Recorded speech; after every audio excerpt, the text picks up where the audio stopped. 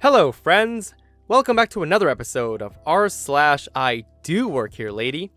In this episode, you're going to hear about people mistaking employees and company bosses as regular Joe Schmoes, and it's highly entertaining to hear them get put in their place. I hope you stay for all these stories today, and subscribe for future videos. This story's titled, New Executive Assistant Doesn't Realize That I'm One of the Founders. Here's a story from a while back. I don't remember everything, but I'll try my best to recount everything. About 10 years ago, my friends and I began our own startup. I was the CMO at the time. Within 2 years, we had over 100 employees and still growing. Between me, the CEO, the CTO, and the COO, there were 2 executive assistants helping us. However, they were getting overworked and pulling 12 or more hour days because of us. So we decided to hire 2 more assistants so that each of us would have one. One of the new executive assistants was assigned to the CEO. We'll call her Karen. Oh, wonderful Karen. For some reason, Karen thought that she was in charge of the other executive assistants because she was under the CEO. Technically, they were all peers, but Karen assumed that she had seniority. Within a week, she was bossing all of the assistants around and making them do her work. I was out of town at the time, but my assistant, a lady who was with us for the longest, let me know what was going on.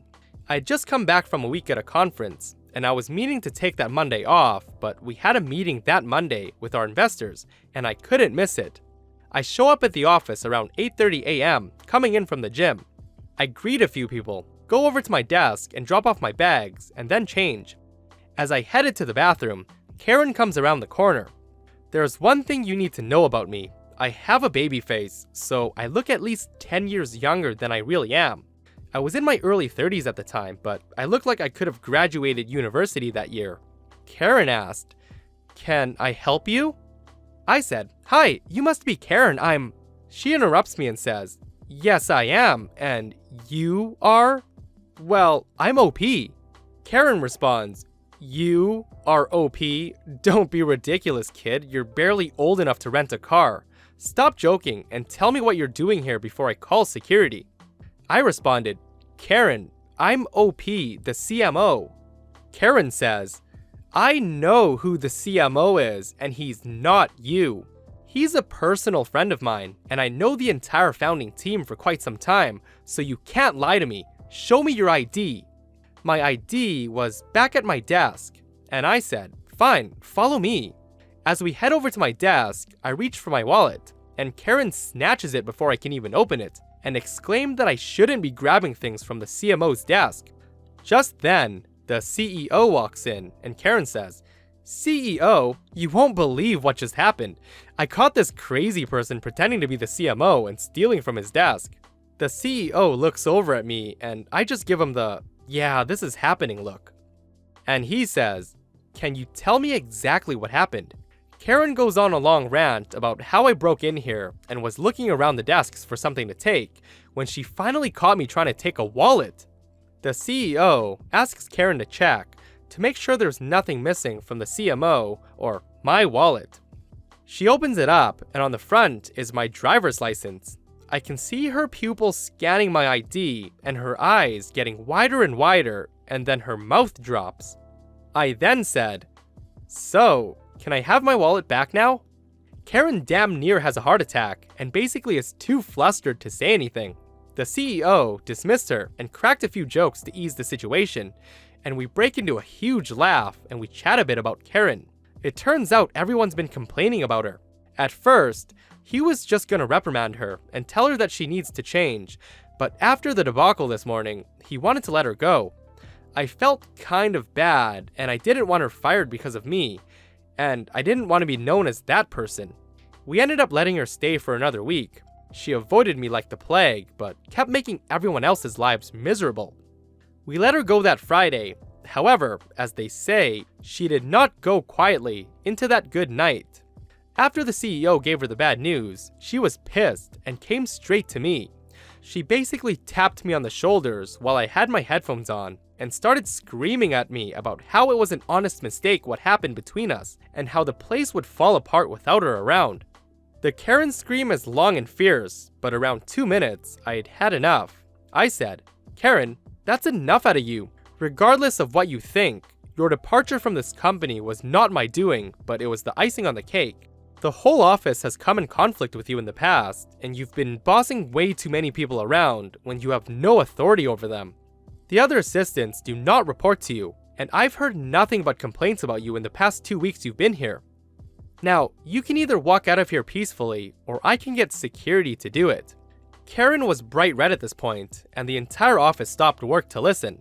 My assistant comes over with Karen's purse and her belongings, and then shoves them into Karen's arms. As Karen walks out, she yells back that we'll be hearing from the lawyer. We didn't hear anything.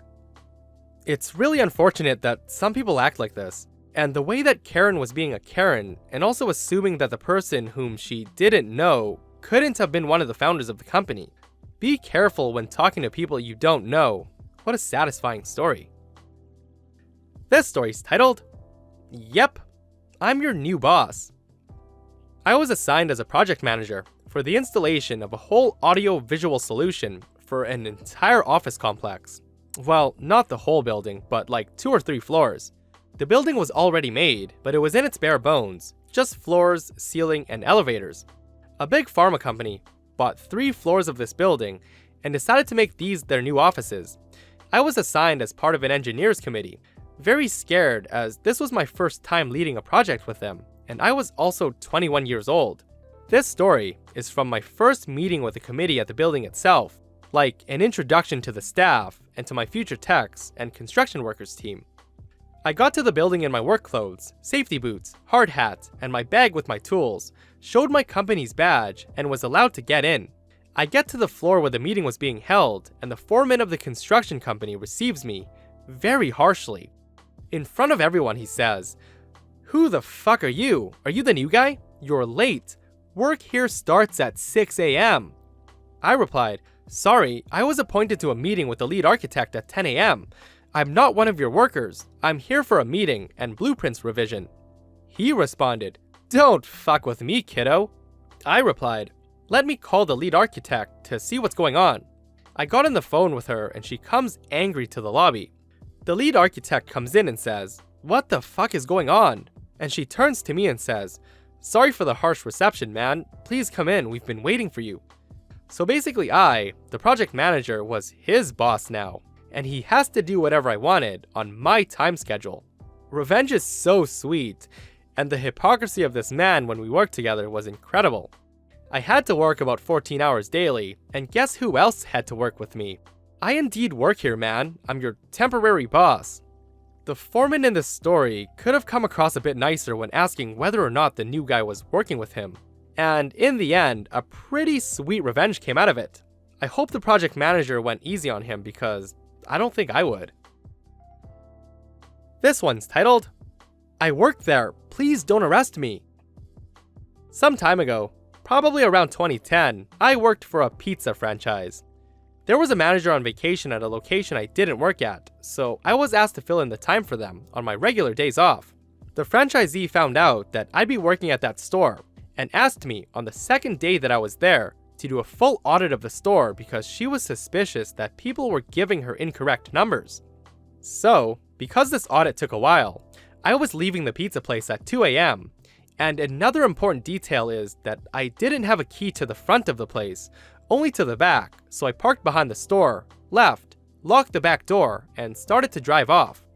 When I got to the exit of the parking lot, there was a sheriff car going 3 to 5 miles per hour in the right turn lane that turned into the place that I was working. He was going so slow that I had enough time to consider pulling in front of him several times, but I decided to just sit there and thought, maybe he's on his computer, and as soon as I pull out, he'll zip to full speed. This sheriff car turns right into the parking lot that I'm pulling out of. I pull out and see the sheriff car turn around in the parking lot and get right behind me. He turned on his red and blue lights right as we were getting to a McDonald's, and I was like, oh shit, why? I pull into McDonald's and go into the first available parking space, turn my dome light on, roll down the window, literally rolling down the window because my car didn't have power windows, and he comes up to me asking, "What were you doing in that parking lot?" I pointed to the pizza company logo on my shirt, And after explaining to him and showing proof and the keys to the place, the guy's a little nicer and said, "Oh, people have been robbing businesses in this strip mall. Sorry to do that."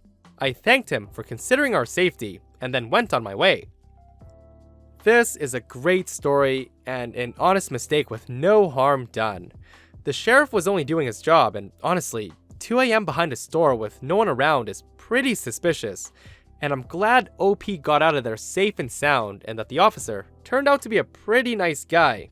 And I hope you guys enjoyed the stories in this episode. If you aren't subscribed, hit that subscribe button and turn on notifications for future videos. If you didn't like my opinions or if you liked my opinions, please let me know in the comments below what you thought of these stories, and I'll see you guys in the next one.